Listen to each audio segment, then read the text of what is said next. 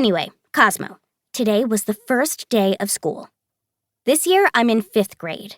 We're at the top of the elementary heap. There are 3 options for homeroom teachers you can get in 5th grade. Together, they're like Goldilocks' 3 bears. Mrs. Dunphy is too strict. Ms. Letts is too annoyed all the time.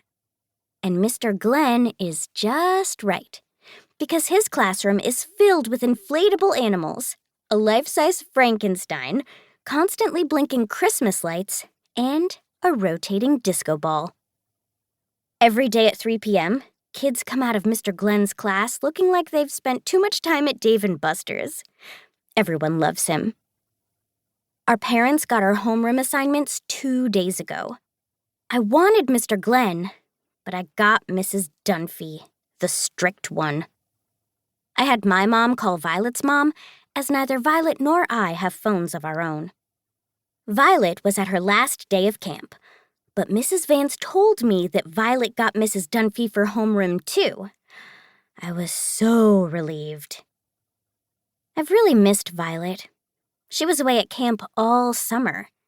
It was this special gymnastics camp upstate, and during the weekends off, she stayed with cousins who live nearby.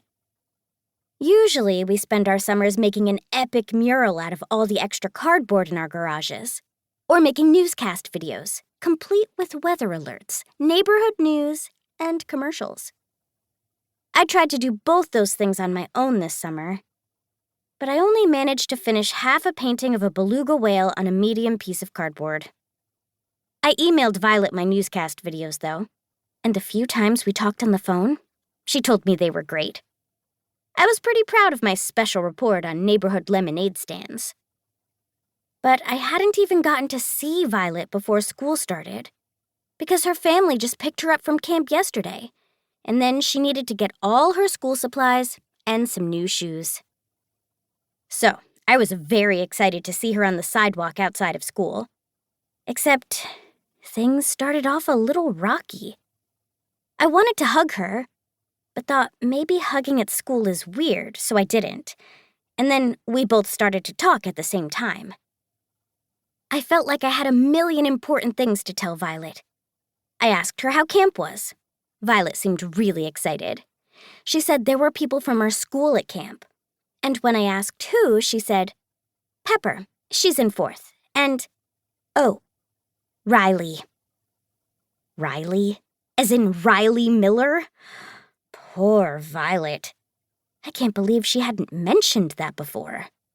That must have been torture.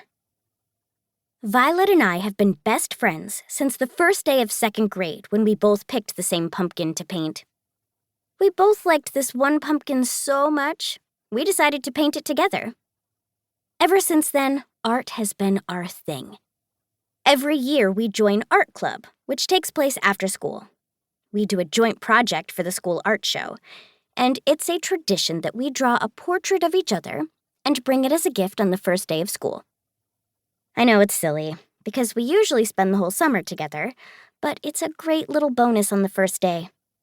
Last year, the drawing Violet made for me totally got me through a very stressful seating chart. I don't know what I would have done without it. I worked hard on my portrait of Violet over the summer. Instead of drawing a realistic version of her, I thought I'd draw what Violet was all about as a best friend.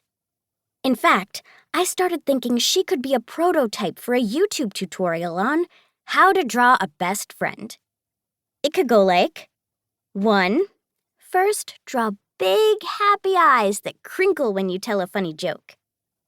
2. Then draw her ears.